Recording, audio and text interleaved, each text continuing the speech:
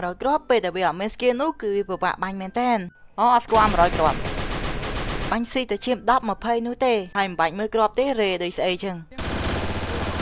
អូយខ្ញុំភ្លេចខ្ញុំដាក់ skill តាន់មកហ្នឹងយក100គ្រាប់មកទៅហើយបើសិនជារៀប skill វាត្រូវអីបាញ់ត្រង់យកអូ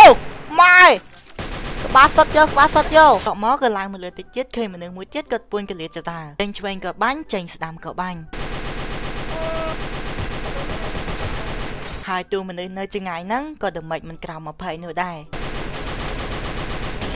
មិនបាច់ភ័យទេ brother ស៊ីទើន1បានតកខ្ញុំបាញ់តកឲ្យទាំងអស់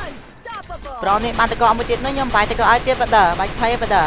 គាត់បានតកច្រើនប៉ុណ្ណាក៏ខ្ញុំបាយតកឲ្យដែរ brother គាត់រត់ទៅ brother ងាប់ឲ្យខ្ញុំបាត់ហើយ brother ហើយរត់មកដល់លើស្រាប់តែជួបមនុស្សទៀតគាត់ខំបានតកចូលសនតែគាត់ភ្លេចខ្លួនខ្ញុំក៏ដាក់ពីក្រោយងាប់បាត់ទៅឥឡូវខ្ញុំក៏រត់ឡើងលើប្រនោះក៏បាញ់ខ្ញុំត្រូវ3គ្រាប់ខ្ញុំក៏បានតកមួយហើយក៏ចាត់ការគាត់ដែលឲ្យ100គ្រាប់តែម្ដង